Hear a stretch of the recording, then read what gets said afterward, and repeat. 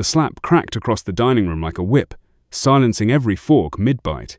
Ellie's cheek burned as 20 pairs of eyes locked onto her face. Her sister-in-law Victoria's nostrils flared, perfect makeup unable to mask the ugly contempt beneath. "Filthy girl," Victoria spat, frantically dabbing at the water droplet on her crimson dress that probably cost more than Ellie's monthly rent. "Clean this and leave." Ellie's hand trembled slightly as she reached for a napkin. This wasn't how Thanksgiving was supposed to go. 3 years of carefully constructed distance, of building herself up from nothing in Chicago, and here she was reduced to the family punching bag in seconds flat. Her mother had begged her to come home, had promised things would be different this time. Robert stepped between them, his familiar cologne making Ellie's stomach twist, her big brother, her childhood protector, until he wasn't. "Apologize or get out," he said, voice low and final. Ellie's gaze swept across the room like a drowning person searching for a lifeline. Aunt Judith studied her wineglass. Uncle Pete suddenly found the gravy boat fascinating. Her mother wrung her hands in that helpless way that had always infuriated Ellie. Her father's jaw worked silently, eyes downcast. Not one person spoke up for her. Again. "Fine," Ellie whispered, the word like broken glass in her throat. She snatched her purse from the back of her chair, the leather strap catching on the wood. "Enjoy your perfect family dinner." She walked out slowly, head high, when everything in her screamed to run. The front door closed with a soft click that felt more devastating than any slam could have been. Outside, the November air bit through her thin blouse. Ellie stumbled to her rental car, fumbling with keys, vision blurring. Only when safely inside did she press her forehead against the steering wheel and let the tears come. But they weren't the same tears as before. Something had shifted in her chest, a crack in the foundation where shame had lived, making space for something hotter and cleaner. Ellie drove, with no destination, past the playground where Robert had once pushed her so high on the swings she'd felt like flying. Past Danbury High, where she'd graduated valedictorian, while her family cheered louder for Robert's baseball trophies. Past Miller's Diner, where she'd waited tables every summer, saving for a college her parents hadn't thought worth funding. Her phone buzzed against her thigh like an angry wasp. "Mom, please come back, Mom. She's just stressed about the baby, Mom. Don't ruin Thanksgiving for everyone." That last one hit like a physical blow. Don't ruin Thanksgiving. As if she were the problem. As if the family portrait would be perfect if she just disappeared from the frame. Ellie's hands tightened on the wheel as she made a sharp left toward the suburbs. Robert and Victoria's house sat on Maple Avenue, 4 bedrooms, 3 baths, and a kitchen that had been featured in some local magazine. Victoria had made sure everyone knew about that spread. The house was dark, of course. They wouldn't be home for hours. Ellie sat in the driveway, engine idling, heart pounding against her ribs. What was she doing here? This wasn't her. She didn't do revenge, didn't create scenes. Good, quiet Ellie, who never made waves, who disappeared when things got uncomfortable. And yet, the spare key was still on her keychain, the one Robert had given her when she'd house-sit 3 summers ago, while they vacationed in Nantucket. She'd meant to return it, but somehow never had. "This is crazy," she muttered, but her feet were already carrying her up the perfectly manicured walkway to their front door. Inside, the house smelled like Victoria expensive perfume, and that pretentious potpourri she ordered from France. Everything gleamed with untouched perfection. Granite countertops without a crumb, hardwood floors you could eat off, furniture arranged with mathematical precision. Not a house for living in a house for showing off. Ellie moved through it like a ghost, running fingertips along surfaces that probably hadn't known a real human touch in months. She hadn't come with a plan. Wasn't even sure why she was there. Until she saw Robert's home office door standing ajar, a rectangle of dim light spilling into the hallway. Ellie nudged the door wider, the massive oak desk imported. Victoria had brag-dominated the room. Robert's laptop sat open, screensaver swimming with colourful bubbles. Beside it lay stacks of papers, neatly arranged. The room smelled of his sandalwood aftershave and something else in fresh paper and importance. Something pulled her forward, not curiosity exactly. Something older and deeper. The little sister who'd always known her perfect brother wasn't what he pretended to be. She touched the trackpad. The screen blinked awake. No password prompt appeared. Robert had always been careless that way, confident no one would dare question him. Ellie's eyes skimmed over folders labeled with clients' names, including one marked Matthews Sr., her parents. She clicked, not knowing what she expected to find.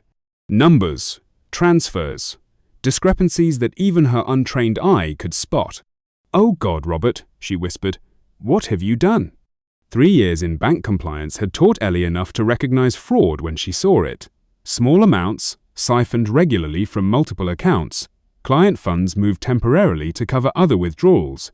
A shell game with other people's money. Her own parents' retirement savings skimmed, borrowed against, juggled between accounts. Feeling oddly calm, Ellie took out her phone and began photographing documents, spreadsheets, account numbers. Not for blackmail, she wasn't built that way.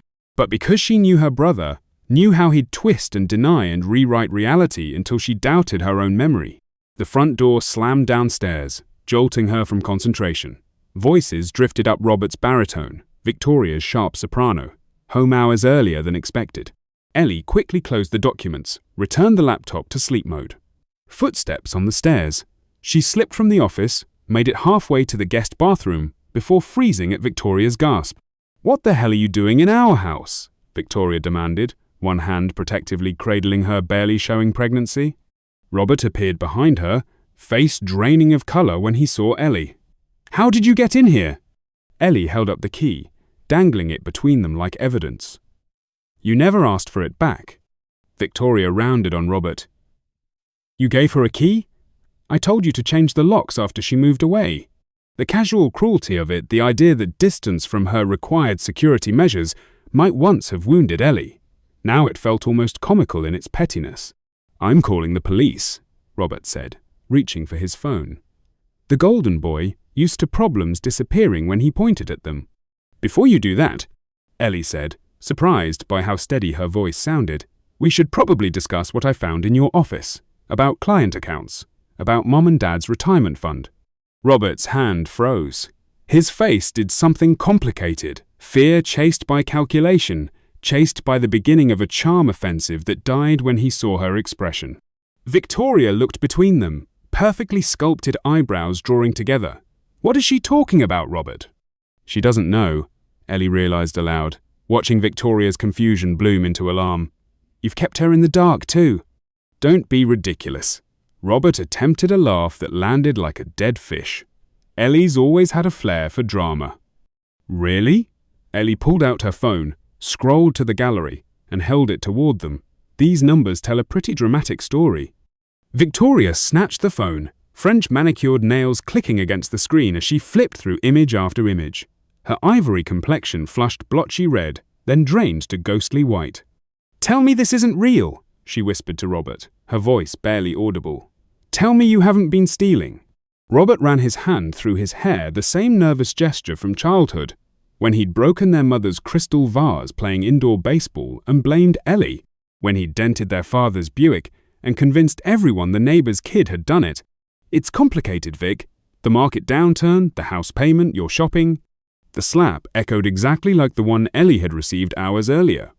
"Don't you dare blame this on me," Victoria hissed, hand still raised. "I'm pregnant with your child, and you've made us criminals." "Nobody knows," Robert argued, touching his reddening cheek. "Nobody's been hurt." "What about Mum and Dad?" Ellie interrupted.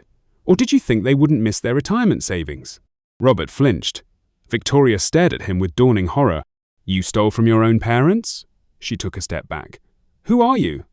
The tableau held for a breathless moment, Victoria backing away, Robert deflating visibly, Ellie standing awkwardly in this house that suddenly felt like it was made of cards.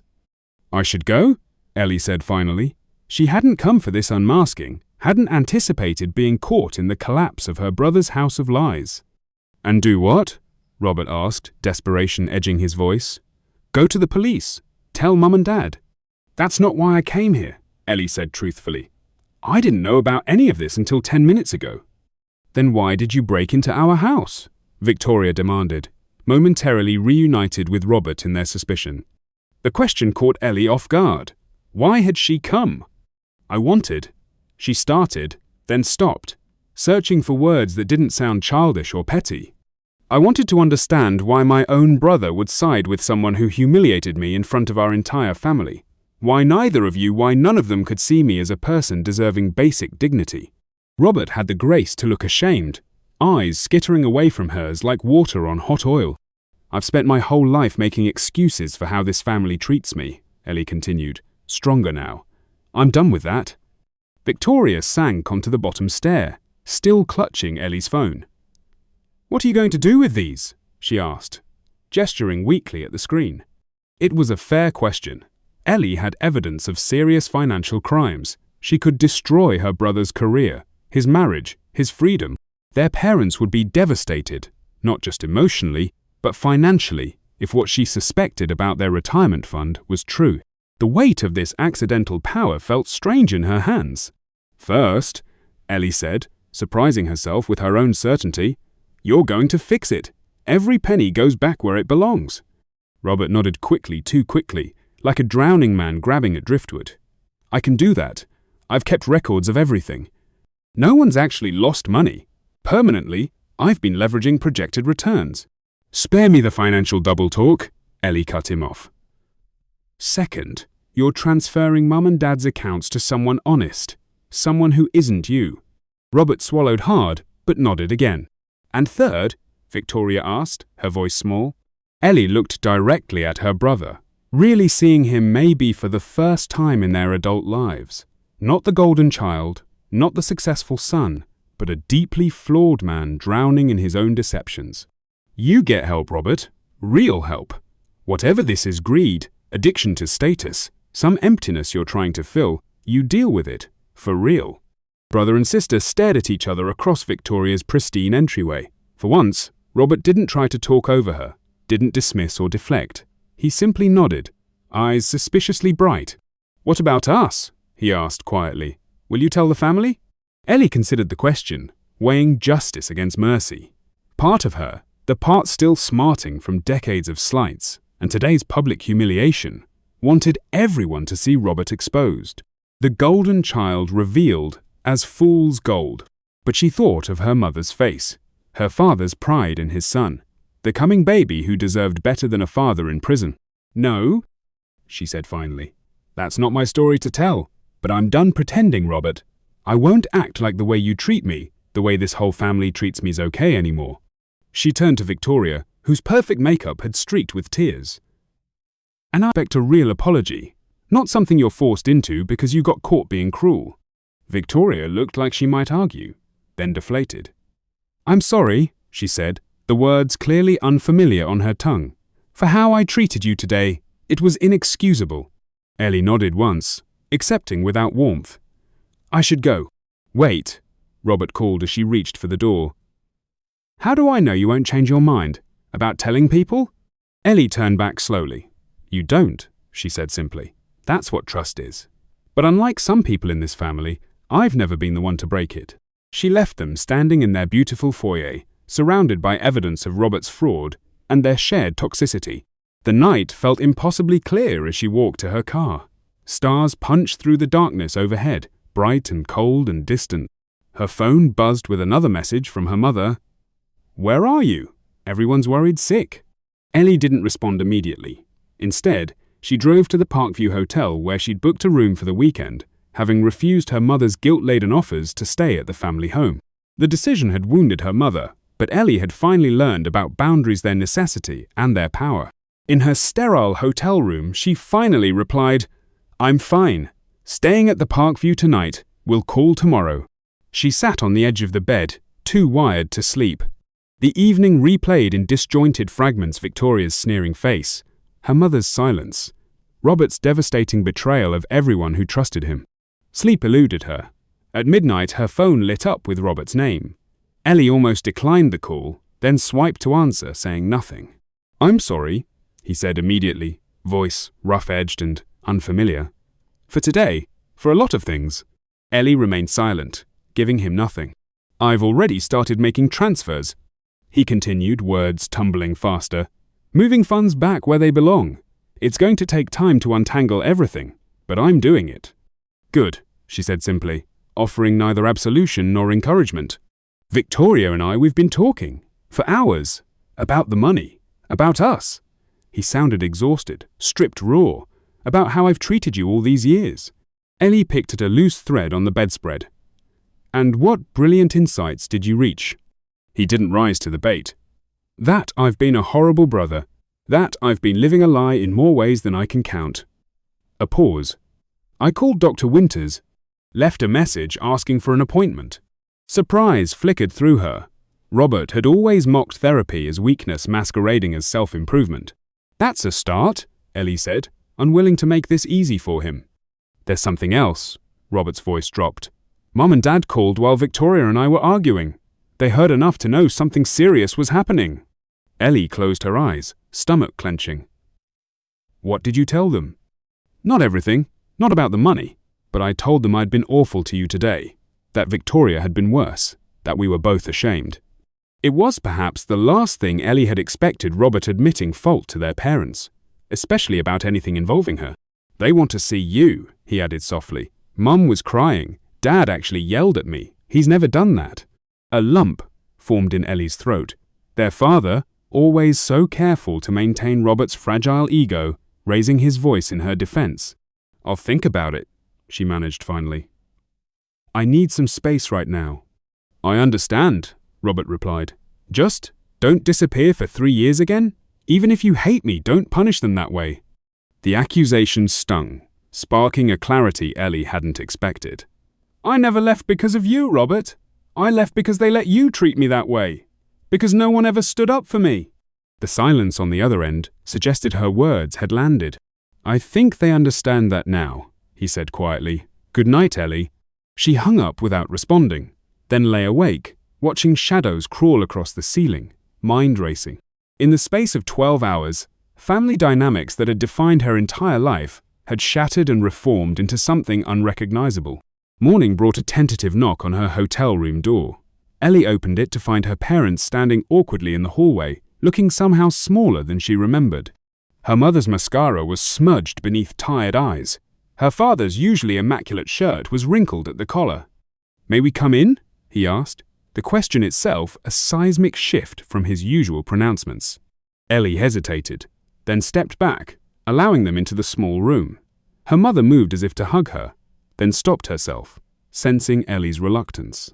"We should have left with you yesterday," her mother said. "We were wrong." Ellie felt something crack inside her chest. Those 4 simple words, "we were wrong," had never been directed at her in all her 30 years. "Robert called us this morning," her father said, lowering himself stiffly onto the desk chair while her mother perched on the edge of the bed. "He said some things that made us reevaluate our family." Ellie remained standing, arms crossed. "What kind of things?" "That we've favored him, that we've allowed him and Victoria to disrespect you." Her father's voice caught slightly. "That we might lose you because of it." Her mother inched closer on the bed. "We thought you moved to Chicago because you weren't happy here, that you were running from something else. Robert made us see that you were running from us. From how we failed you." Ellie's carefully constructed walls began to crumble. The acknowledgement she'd craved her entire life sat before her, imperfect but real. "I like my life in Chicago," she said, needing them to understand this wasn't about success or failure. "I have friends who value me, work that respects me. What I don't have is a family that sees me." Her mother reached for her hand. This time, Ellie didn't pull away. "We'd like to change that," her father said, voice rough with emotion. "If you'll let us try." The conversation that followed was unlike any they'd ever had. Her parents listened, truly listened as Ellie described growing up in Robert's shadow. The subtle favoritism that became not so subtle. The 1,000 paper cuts of being the less important child. Yesterday's humiliation and her brother's betrayal. She didn't mention Robert's financial improprieties. That wasn't her story to tell, and he seemed to be taking steps to make amends. By the time they left, promising to meet for lunch later, something fundamental had shifted. Not healed that would take more than one conversation but acknowledged, made visible. In their absence, Ellie stood at the hotel window, watching them walk to their car, her father's arm around her mother's shoulders, her mother leaning into him slightly. They looked older, suddenly. More human. 3 days later, Ellie sat across from Robert in a cafe 20 miles from their parents' neighborhood-neutral territory, suggested by her. Victoria had declined to join them, which Ellie considered a small mercy. "I've fixed everything," Robert said without preamble, sliding a manila folder across the table. "All the transfers, all documented. No one lost money in the end, though it was close. I've also submitted my resignation, effective after I transitioned my clients to other advisors." Ellie glanced at the folder, but didn't open it. "What will you do now?" "I have no idea." He stirred his coffee, though he took it black. "Something different. Something honest." He looked terebskin sallow, eyes shadowed with exhaustion. For the first time in years, Ellie saw past the polished veneer to the brother she'd once adored. The one who'd taught her to ride a bike, who'd punched Tommy Wilkins for calling her names in 4th grade. "The therapist thinks I've been chasing something my whole life," he continued. "External validation, proof that I matter, trying to fill some hole with money and status and the perfect wife." "And what do you think?" Ellie asked. "I think she's right." "Victoria's gone to her sister's," Robert said, examining his coffee as if it held fortunes. "Says she needs time to think about whether our marriage can survive this, whether she wants it to." "I'm sorry," Ellie said, and meant it. Despite everything, she took no pleasure in the collapse of his life. "Don't be. We've been broken a long time. The house, the cars, the clothes, they became stand-ins for an actual relationship." He looked up, a ghost of his old smile flickering across his face. "The baby's still coming, though. That's something real." They talked for nearly 2 hours, about childhood seen now through very different perspectives, about their parents' fumbling attempts to make amends, about futures neither could clearly envision yet. As they prepared to leave, Robert asked the question Ellie had been expecting. "Can we fix this? Us?" She considered her answer carefully. "I don't know, Robert. I'm willing to try, but it won't happen overnight, and it can't happen without real change." "That's fair," he said, shoulders slumping slightly. "More than fair, given everything." They walked out together into the weak winter sunlight, shadows stretching long across the asphalt. Ellie extended her Chicago trip by 3 days. Each day brought difficult conversations, awkward silences, the exhausting work of excavating decades of family dysfunction. Victoria texted once, asking to meet. Ellie almost refused, then agreed to coffee at the hotel restaurant public enough to discourage drama. "I wanted to apologize properly," Victoria said, perfectly manicured hands wrapped around her teacup. "Without Robert around, without crisis pushing me." Ellie nodded but said nothing. "I've been awful to you," Victoria continued, surprising Ellie with her directness. "I was jealous of how you just left, built something that was completely yours. I married into a role and never figured out who I was supposed to be inside it." The admission didn't erase the hurt, but it offered context Ellie hadn't considered. How strange to think that Victoria beautiful, confident Victoria might have envied her. On her final evening, the family gathered at Rossini's neutral territory, a restaurant rather than anyone's home. Robert and Victoria sat at opposite ends of the table, their marriage visibly strained, but their mutual effort apparent. Conversation remained careful, everyone hyper-aware of old patterns. When Ellie spoke, others listened. When Victoria made a cutting remark about the service, Robert redirected rather than enabling her. Small shifts, but seismic in their implications. As dessert arrived, Ellie's father set down his fork with a deliberate click. "I'd like to say something." The table quieted, forks pausing mid-bite. "I've been doing a lot of thinking," he began, voice uncharacteristically tentative. "About our family, about the patterns we've created, about my role in all of it." He looked directly at Ellie, eyes suspiciously bright. "I'm sorry I didn't protect you better, that I didn't see what was happening right under my nose, that it took something this dramatic to wake me up." Ellie blinked rapidly, throat tight. Her mother reached across the table, squeezing her hand. "We can't undo the past," her father continued, gaze sweeping the table. "But we can decide what happens from here. I'd like us to try being a real family one, where everyone is valued. Where we face problems together, instead of pretending they don't exist." Robert nodded solemnly. Even Victoria looked moved, one hand absently touching her barely visible pregnancy. Silence held for a moment, then broke as her uncle raised his water glass. "To new beginnings," he offered. Ellie's departure day dawned crisp and clear, the kind of winter morning that hurt to breathe. Her mother insisted on driving her to the airport, using the 40 minutes to continue rebuilding bridges Ellie had once thought permanently burned. "Will you come for Christmas?" her mother asked as they approached the terminal drop-off, trying and failing to sound casual. Ellie hesitated. "I'm not sure yet, Mom. This has been a lot." Her mother nodded, disappointment visible but carefully contained. "I understand. Just know you're wanted here. That won't change." They hugged goodbye with genuine warmth. As Ellie wheeled her suitcase towards security, her phone buzzed with a text from Robert. "Safe travels. I'm working on becoming someone worth having as a brother. Thank you for not destroying me when you could have." On the plane, Ellie leaned her forehead against the cool window, watching ground crew in bright vests move with practiced efficiency. The trip had been nothing like she'd expected. The humiliation that had sent her fleeing her parents' house had somehow cracked open decades of family dysfunction, creating space for something new to grow. Nothing was fixed, not really. Years of patterns couldn't be undone in days. But something had broken, and in breaking, created possibility. Her apartment welcomed her back with familiar silence. Ellie moved through it slowly, touching surfaces, reacquainting herself with the life she'd built, the framed concert tickets on her wall, the overflowing bookshelf with her literature degree favorites mixed with guilty pleasure mysteries, the plants her neighbor had watered in her absence, thriving on her windowsill. She'd once seen this life as consolation, what she'd settled for when family failed her. Now it felt like achievement, solid ground from which she could carefully rebuild connections without losing herself. In the weeks that followed, texts and calls came regularly from her parents, less frequently but consistently from Robert. Even Victoria reached out occasionally with ultrasound photos and awkward attempts at normal conversation. When December arrived, bringing Chicago's piercing cold and holiday lights, Ellie made her decision. She booked a flight home for Christmas 3 days only, not the full week her mother had hoped for. It was a beginning, a fragile step toward whatever their family might become. The reckoning she'd stumbled into that Thanksgiving night hadn't brought the vindication she might once have craved. Instead, it had created something more valuable, the chance for genuine change.